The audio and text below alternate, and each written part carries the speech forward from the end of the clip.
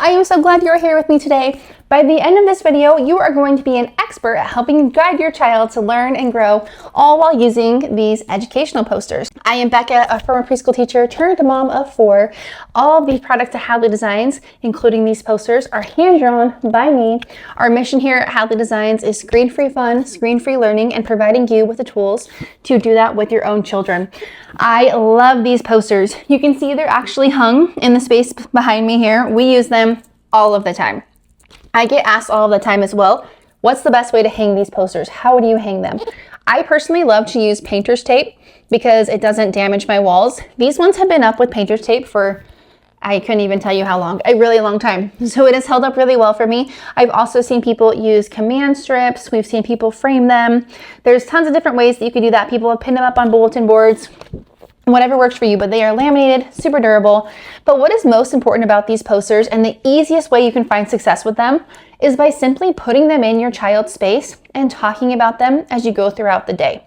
If we are intentional about what we're putting in front of our children to help them learn and grow, you are going to be shocked on what they just pick up naturally on their own. Hang these posters here in our learning space because anytime we are working on different concepts, whether it is numbers or letters or whatever it is, having these just as a visual reference on the walls around us have been so helpful, especially when my daughter's doing some kind of, whether we're practicing like reading some CVC words, so like consonant, vowel, consonant, like she's trying to learn sound out the word cat, for example. She'll go try and find, she'll turn around at the poster if she's ever stumped on a sound. And so these are great just to have as a reference as you are working on different things with your child, but simply putting them in your child's space is going to be huge. So whether it be their playroom or the learning space that you have or the kitchen, if there's a particular concept that we are working on, we also might just like stick one in the bathroom. They can go anywhere. And because I do use painter's tape, they're easy to take on and off. So I'm gonna walk you through these posters and some fun things that I love to do with them outside of hanging them up and having them be intentional. So first, we have alphabet poster. One of my daughter's favorite activities with this alphabet poster is we will actually go set it on the fridge or a magnetic board. We'll use magnets to hold it up. And then we are going to use our magnetic letters, and she goes and she digs through the bin and she matches the letter that she picks up, the magnetic letter, and she matches it onto the poster here. We talk about the sound. So if she picks up the letter B, for example, we'll talk about like, oh, well, what does that guy say? He says, buh. Can you think of a word that starts with buh? She might say the one on the poster, and then I might just encourage her to think of other words, and I'll give her some ideas too. Like, I think yesterday I saw you playing with a ball. Making it fun, helping them make those connections to things they see in everyday life is huge. We will also do that where we will put all of our magnetic letters in a sensory bin.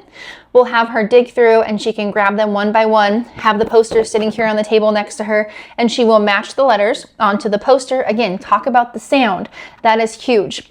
One last thing we love to do with this one is we'll practice writing. So I will put a little tray on the table. Sometimes I will put sugar in it or salt or sand or even shaving cream. And as she looks at the letter, she's gonna practice drawing it with her fingers. So many fun things you can do with the alphabet puzzle. We also have the days of the week in this set. This is a great way to teach them the days of the week song. There are a million different renditions of that. You can find which one works for you. That's a great way to introduce that though. And even if you just have this hanging up, every morning when you can walk by it, you can talk about today is Tuesday. So that means yesterday was Monday, tomorrow's Wednesday. How many days until, let's say on Friday, we are going to go to the park? How many days till we go to the park? Just having that up and around you, you can talk about those calendar concepts to help your child start to concretely understand what day it is. And by doing this little by little every single day, you're just gonna be shocked. They're like little sponges. They're just gonna absorb all this and just soar. Next we have, similar, the months of the year. This is another one to keep up by the days of the week. Again, you can teach them the song, January, February, March, and April, May, June, July, and August, September, October, November, December. These are the months of the year. So this is a great one. Teach them the song, walk by it talking about what month it is, what generally happens during this month. With these bright, colorful illustrations, they're already going to be engaged and curious about the poster. It's going to give them clues about what's happening that month. So it's a great way to talk about early concepts, ask them when their birthday is, all those different things. Next, we have two different maps here. We have the United States of America and the world map. These are great concepts to keep with you. When you're reading books, you can talk about where the different animals live. When you're talking about your family, you can talk about where you live, and maybe grandma and grandpa live somewhere else, and just help them understand early concepts. You don't need to get overcomplicated with these. You just want to help them begin to understand different parts of the world. We have the weather. This is a really fun one to keep up, especially by like the days of the week and the months of the year, because you can talk about like, okay, so today was Tuesday. We're in the month of April. What's the weather like today? Should we go look out the window? What was it like yesterday? Maybe it was raining yesterday. Again, this is just one of those easy everyday ones where you can talk about the weather, or come over it when it starts raining, you run over and say, which one of these pictures looks like what's happening outside? Just another great reference for you. Another fun way you can use this is if you have photos from different trips and just life. If they happen to have different weather, your child could take the photo and go match it to the kind of weather they see on the poster that they see in the picture. So that's a good one. Here we have our shapes. This one is really awesome and has some great similar ideas that we had to our alphabet poster, where if you have any type of shape toys, we just have some little wood shape toys. I'll put them in the sensory bin again, have my daughter dig through and match them on here. We can take this poster with us on a little shape hunt around the neighborhood or around the house, and her job is to find shapes that match this.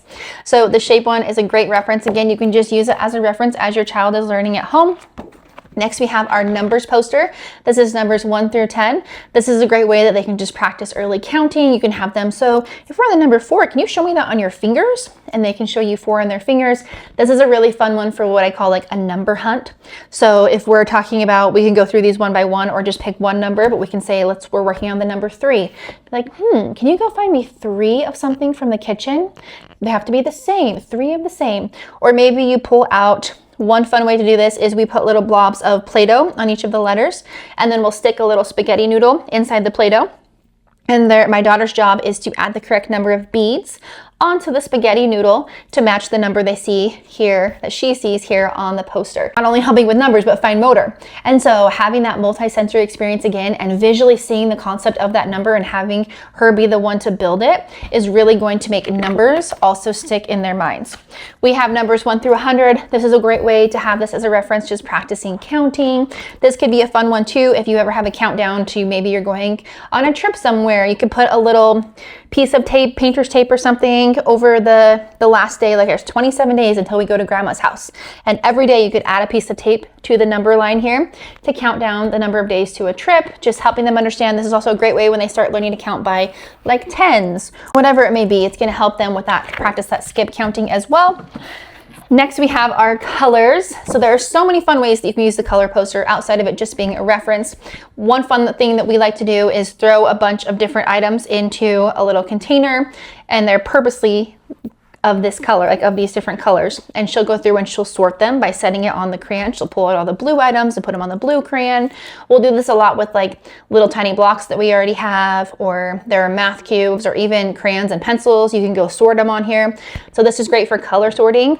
We'll also play a color hunt game where I ask her to go around the house and find something red. Her job is to hurry and go find something red, come back and set it on the poster, go through all the different colors. Again, you could take this on a hunt as you go on a walk, and we're looking for all the different colors as we're out walking or whatever it is. These are light but durable, easy to take around. Next, we have the solar system, just going over the different planets, helping them understand that concept. Maybe you learn more about space that day. This is such a great reference for that. We have classroom rules. These can also just be great concepts as we talk about how do we behave when we're out at other places, or if you're a teacher and you're able to put this up in your classroom and talk about different ways we should behave. But these are also just great life lessons, right? Be positive, be respectful, ask questions. These are just great ways that we can talk about how we should be behaving. Next, we have our body. So this is an awesome way that we can talk about body parts. And so you can have your child touch that body part on themselves as you're talking about, like, where's your nose? On here, it's right here on him. Where's your nose? And just being able to introduce that vocabulary is huge. They can touch your nose and find the different body parts too. Sometimes we'll take some painter's tape, again, I guess I use painter's tape a lot, and tear off little pieces, and they'll get to put it on a baby doll. Like, can you put a piece of tape on the baby's nose? So they can tear out a piece of tape and put it on the baby's nose.